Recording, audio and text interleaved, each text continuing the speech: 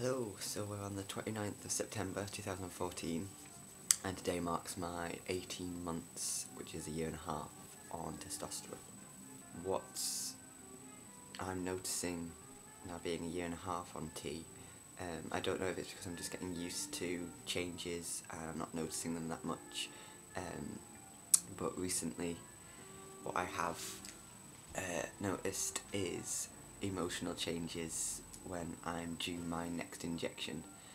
I get injected every 10 weeks and I'm coming up to a year on being on Namido, and I am noticing towards about the 8-week mark I start getting a bit emotional and a bit snappy and angry, and I think that's my testosterone dropping.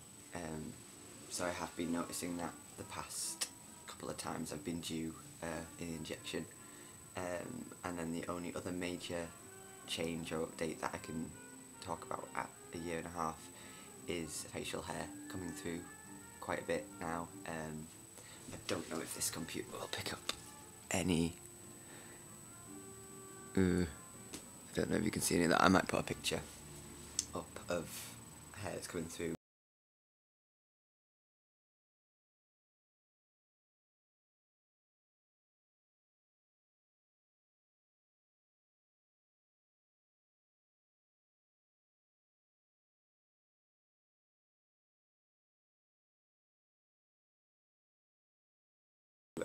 It's getting quite dark, it's filling in, it's sparse, but it's getting there. It's a lot more than a year on T or even 6 months on T, so that's good.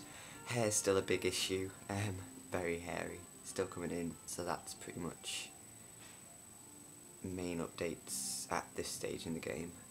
But my big news, which is kind of the other reason I'm doing this update, is that on the 23rd of September I went for my hysterectomy consultation with Mr. S. Sharma at a private hospital in Leeds. I'm going through the NHS for my hysterectomy, but I'm going to a private hospital, so I will explain what kind of happened during my consultation. So I will be having a full laparoscopic hysterectomy, and that means I'll have both my ovaries will be removed, my fallopian tubes will be removed, and my uterus will be removed, and it's all going to be done through keyhole, which is what I wanted, at private hospital in Leeds. So I went on the 23rd with my friend Liz. She drove us down there, and when we got there I was just expecting to go in and talk to the consultant and have everything explained to me and have any questions answered, but when we got there we were sat in the waiting room for about 10 minutes and this nurse came through and was like, "Just want to follow me?" And I was like, "Okay." And he took me into a side room and was like, "Just want to get changed into this gown." And I was like, "I'm not having surgery today." He's like, "Oh no, I know, we just need to do a pelvic examination, an ultrasound, just to check that everything's okay." And I was like, right, okay, so I wasn't expecting that. So I had to get changed into a hospital gown, everything had to come off, underwear, binder, everything. I was given a jug of water to drink to make sure that there was enough fluid in my bowels, because it makes the ultrasound a bit easier for the person to do.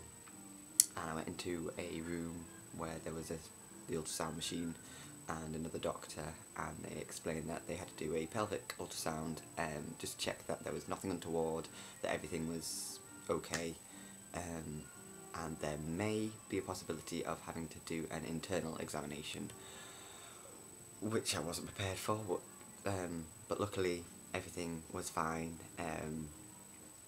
so no internal examination had to do. But it was so bizarre seeing that part of my body on screen. It was just weird, being in that situation, but yeah, there's nothing wrong in that department, so that got done. So that's a heads up if you do go for a consultation. I don't know if they do it for, they must do it for every consultation, but I wasn't made aware that that was going to happen. So that happened. So I was taken back through, got dressed, went back into the waiting room, and we sat for another 10 minutes waiting for Mr. Sharma. Went into the doctor's room. He's a really nice guy, Mr. Sharma. He's put me at ease about everything, explained everything really, really well. He told me what was going to be happening, that he's a specialist in keyhole surgery, so I'm in safe hands. I'll only be in hospital for 1 to 2 days, which is a lot less than I actually thought I was going to be in for. I thought I'd be in for at least 3. He explained that there'll be an incision going through my belly button, and then 2 incisions on either side of my stomach, and all the operation will be done through that. Just to explain like the complications that can happen and the risks that are with any kind of surgery. I've had my tonsils taken out, and I had something, a foreign object taken out of my ear when I was younger, so this isn't the first surgery I've had, but it's the first major surgery, like organ removal surgery. So I am nervous, but I think I'm ready now, and it's definitely a surgery that I wanted to have first. They haven't given me a date yet, still waiting to hear back. I think he said he has available time in either the beginning of November or the end of November, so if that is the case, it's quite soon. But I'm ready to have it done. So other updates, because I haven't really updated in half a year, I managed to dislocate my knee at work at the end of June. I had all of July off work with a dislocated knee. I was on crutches and had a knee brace on. That was fun. Work-wise, I'm not very happy at work. We've got a new manager, and no one likes him. No one can get on with him. I certainly don't get on with him. He knows nothing about me, whereas my other manager did, and was very, very supportive. I don't want to disclose anything about me to him. My work-life balance isn't healthy, I think, at the moment, especially with this surgery coming up.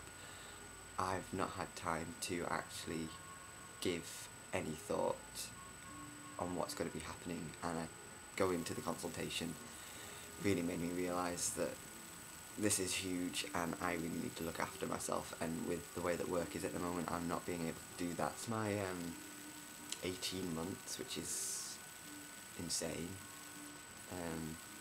Everything else is going fine. Again, I'm only going to update on big changes now rather than do it monthly. So I suppose my next time updating will be surgery related, hopefully in November. So I will update everyone soon.